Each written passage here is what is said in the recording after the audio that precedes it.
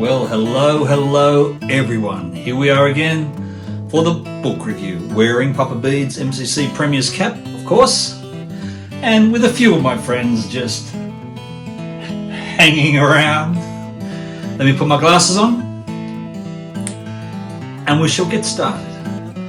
Today, our book is called Selena and the Whale and the Dolphins by Ruth Odustimate.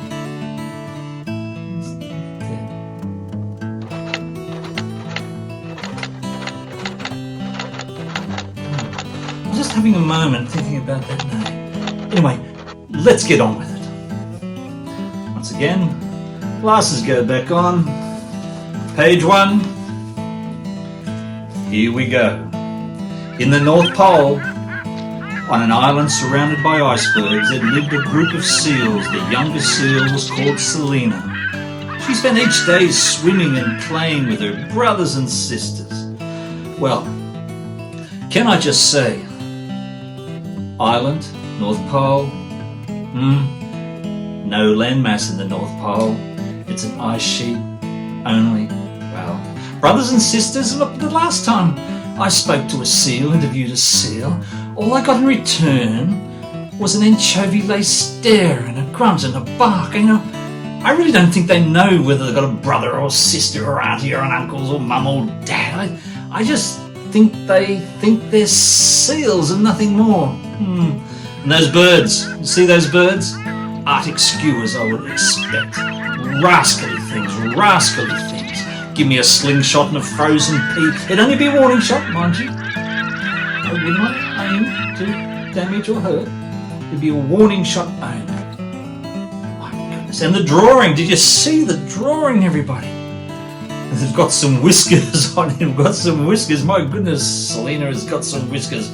Don't be self-conscious about that, Selena. It happens to the best of us. It makes me think. Just excuse me for one moment. Oh, no service. Oh, goodness, no service. Again, no service. My goodness gracious. Who's the provider here? Oh, thank heavens. Hello? Oh, yeah, Joe, yes, it's me here. Look, I'd like to book you next Friday. What about a trim and a haircut? A beard trim and a haircut? Yes, I've got some whiskers. I'm looking a bit like a seal, a bit like Selena. Don't worry about Selena. You don't know her. But next Friday, I'm in. Right? Good. See you there. Thank you very much. Bye, Joe. That's it. Back to the story. One day, Selena became bored with swimming and playing in the ocean. She wanted to explore and be by herself. So that day, while the other seals were busy playing, she began to swim away. She swam towards a big iceberg. Now, this is quite interesting, isn't it, everybody? Because Selena is bored with swimming. Bored with swimming. My goodness.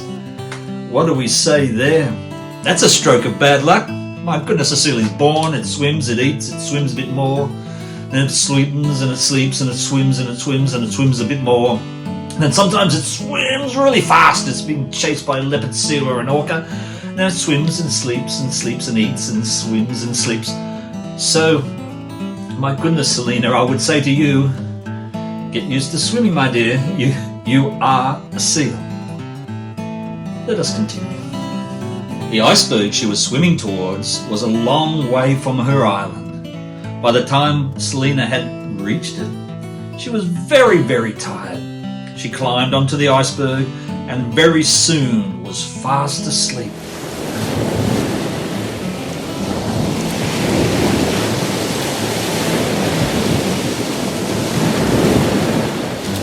Selena stayed asleep for many hours. When she woke up and looked around, the island was nowhere to be seen. Now, we'll continue.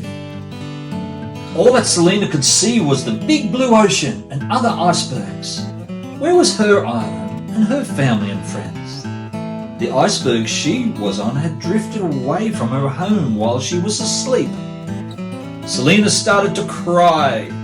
She was all alone and did not know how to get back to her island. Well, my goodness, Selena. What a terrible situation she was in. But there was help on the way. Nearby, a small group of friendly dolphins heard Selena crying. "Why are you crying?" the dolphins asked. "I swam away from the island where I live and fell asleep on this iceberg," Selena said. "When I woke up, I could not see my island anywhere. Now I don't know how to get home and I'm all done." "We know where your island is," said the dolphins. "We'll get you home." My goodness, what a lovely story that is within a story. Firstly, you got a dolphin, or dolphins, that speak seal. Like, I thought they were just sonar elites, but no, they can drop to a level of barks and grunts. Like, my goodness, what wonderful creatures they are. Shall we keep reading? All the dolphins swam to one side of the iceberg and began to push against it. Nothing happened. The iceberg would not move.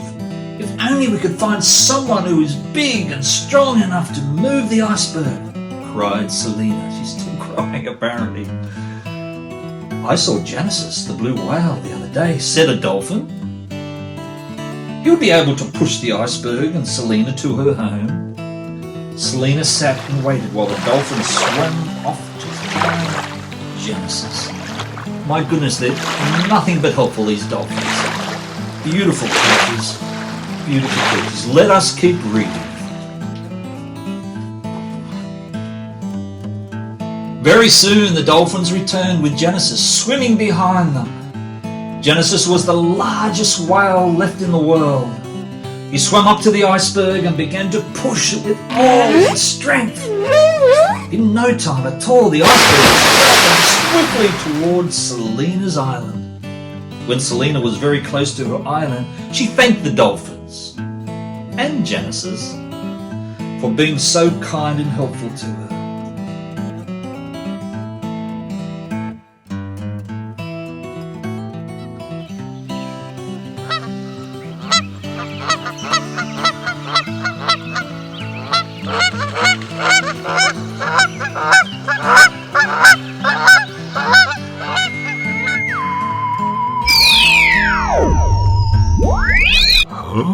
Selena was so happy to be back home that she promised never to swim away again, but to be content to just swim and play with her brothers and sisters.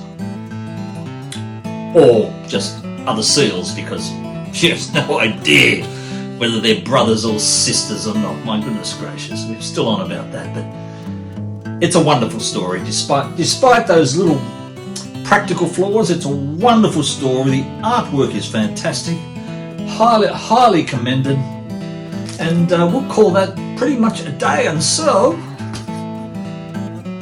until next time, cheerio.